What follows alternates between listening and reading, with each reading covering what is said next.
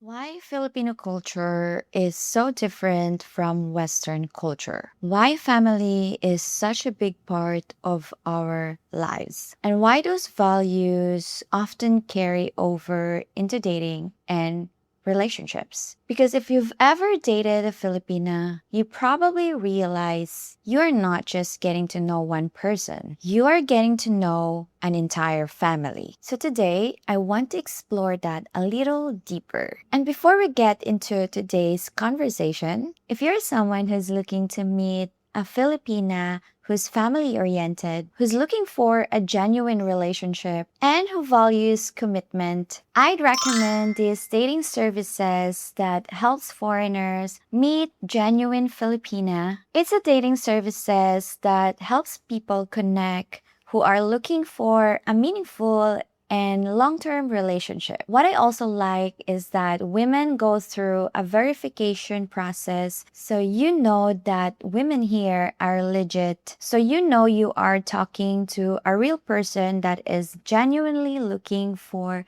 a relationship. If you're ready to find your dream Filipina, I will link the details in the description down below. Now, for today's video, I invited someone, a beautiful Filipina. I thought it would be interesting to hear another perspective on Filipino culture, especially when it comes to family, our traditions, the way we were raised, and how those experiences shape the way many Filipinas approach relationships. So today, I'm going to ask her some questions because even though we both grow up in the Philippines, we may not always see things the same way. So let's get started. Hey guys, this is me, Mario from the province. Bring me into golden sunlight. If I'm going with you, I know we'll get to the other side. Sinking in, I know these I grew up feels with a great family and we are seven together. We are five siblings. I learned from a young age to respect elders and support family members whenever possible. And as I remember with my father back then when I was a kid, when my father arrived back home from work, he used to teach us to do the bless, the mano. So that is a sign for a Filipino culture that you respect the older people. So yeah, I learned that from my father, and also when he has a visitor back then, like his friends. So we always do the manner like a respect, like hello uncle, hello tito, this kind of things. Supporting family members whenever possible. So it's like whenever they need us, whenever we need them. So it's like we're helping each other. So like a wildfire. for me, no, family is one of the most important parts of especially Filipino culture because no matter what, the family are always behind our back. Many Filipinos make decisions based on what is the best for their family, but it just really also depends on the relationship with you and with your parents. So yeah, for me, it's very important, especially like I will give an example how important the family are because like imagine if the kids like imagine me I get married and I have kids and I need to go work, like I need to go somewhere around just to earn money to support my family or to support my kids. I'm leaving my kids to my family. No matter what, they're always behind your back. I know in some countries like it's not normal to do that, but in the Philippines that is a very common situation here. Yes, in many Filipino families, there is an expectation. To what I've seen, to what I've heard, like to what I noticed, of course, we Filipino, like especially kids, us, when we do have our own income, like we do have a good job, we do help or support our family financially. It's like our willingness, or how to say that, the will to help them. So that's why the expectation are there because also it's a Filipino culture thing. Like we used to grow with that kind of culture. Also, it's like kind of like it's often seen as a way of giving back for the sacrifices of the parents. But I know in other case, like they say that, oh, it's not your responsibility to do that, to support them or whatever. But in other case also, like, it's their willingness to help them, to provide some other things for them. As long as you are financially stable to yourself, like you can afford yourself, then there you can also support your families. Taking my sweet time. I think it usually start when a child gets a stable job. Like as I said, when they have a stable job and comfortably support themselves. The most important there is they need to able to support themselves first before they can support their family. Out of my head. For me, it can be both. For some people, helping comes from love and the willingness. It's like they're willing and they do it like in a genuine way. For other also, it can feel like a pressure because they are expected to provide more than you can afford. Imagine I have a good job. It's really in my will to help my parents, that's for sure. So as long as I can able to support myself first and then I could able to do both me and with my family, then yes, it could be like allowed because it's my willingness. Also, it could be a pressure because it's like sometimes you expect also like you want to help them, but at the same time, the income you have is not enough to support yourself and them, and that start the pressure because also it's like it's on yourself that you wanted to help them, but at the same time you cannot do it because of your lack of income. Like you have a low income, like you can only afford yourself. But if you have a good job that you can afford yourself and your family, and of course, why not? As long as it comes from love, like willingness, gratitude. So yeah, it could be both. So it depends also on the situation, how the situation of the kids and the family is. So if the family is financially stable, like they are fine, then that's good. There's no pressure in there because the family could able to support themselves. Into golden sunlight.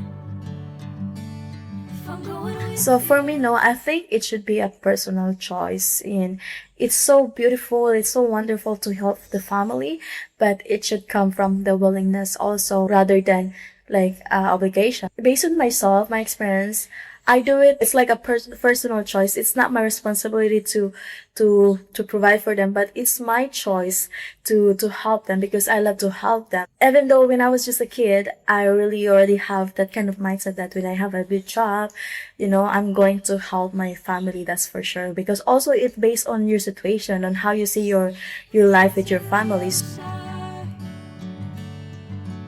Sinking in an I think enough means helping within your means. It's not like you have to sacrifice yourself just, to force yourself to be like a burden of yourself to support them. As long as you are both balanced with your family is good. Like helping like within your means. If you think maybe it's too much, like you feel like they are pressuring you too much or something, then maybe enough is enough.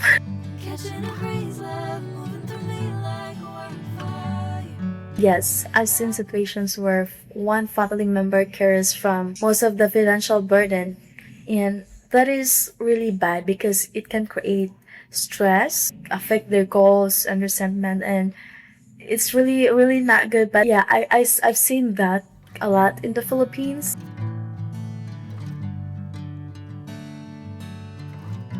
Sometimes, yes.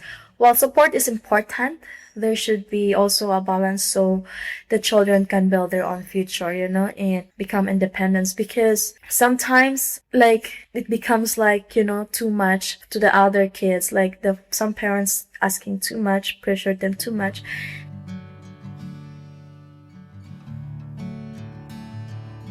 Could be yes. It become unhealthy when someone feels guilty for saying no. Of course, it should not be your responsibility, but could be become unhealthy and toxic because when also they feel like more the support is expected rather than the appreciated. So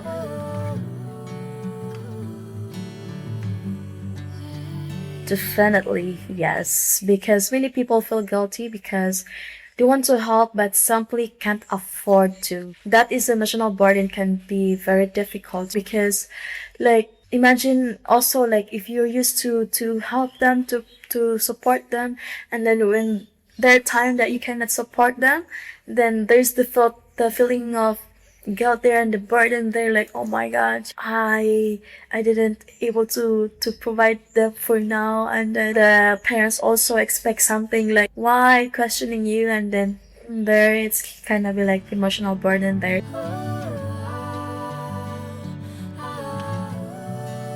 I think many people fear being seen as ungrateful or selfish, and they don't want to let down the people they love, because as I said, like, you love them, and you really wanted to help them, but also it couldn't be perfect, so there are times could be like you cannot able to support them, then it becomes like make other down.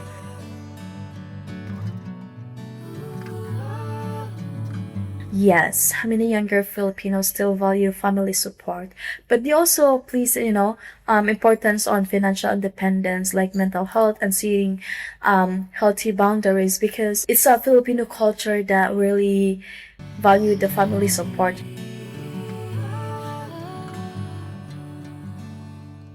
For me, I would encourage a healthier balance. As I said, the most important there is the balance in, family members should support one another, and not like, instead of supporting each other, not become like a burden to one another, but single person should, feel solely responsible for everyone's financial needs. As I said also again, that it's going to depends on your life situation with your family. So I think the most important really is the balance and the communication. Try to communicate with your family and with your kids that you are struggling with your financial, that you can afford them now, and then, like, communicate so you can balance the situation that, oh, okay, we're not going to rely on him or on her for now because she's struggling. In the Philippines, like, as much as we can, the kids, we really try to find a good job whenever we can, also just to have our own income, as long as you're not shy, you have ability to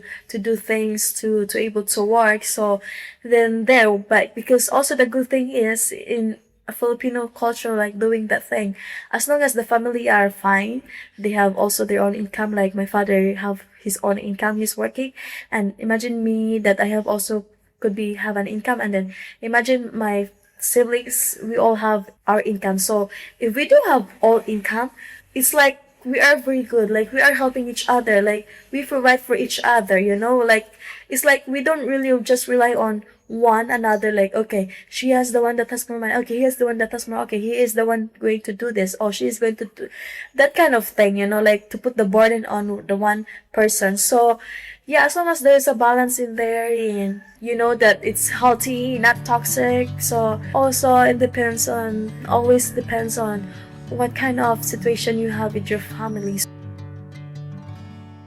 And that's what I love about hearing other Filipinos' perspective. Because even though we come from the same country, we all have different opinions, different experiences, different upbringings. But one thing often stays the same is the importance of family, relationships, and the values that we grow up with. And I think understanding those values can help build stronger and healthier relationship. And if you are someone who's interested in meeting Filipina, who's genuine and looking for a long-term relationship, don't forget to check out Christian Filipina. I will link the details in the description down below. Thank you so much for watching, and if you have enjoyed this video, please give this video a thumbs up and subscribe if you haven't already, and let me know in the comments what's one thing about Filipino culture that surprised you the most. I'd love to hear your thoughts. Until next time, take care, and I'll see you in the next video. Paalam!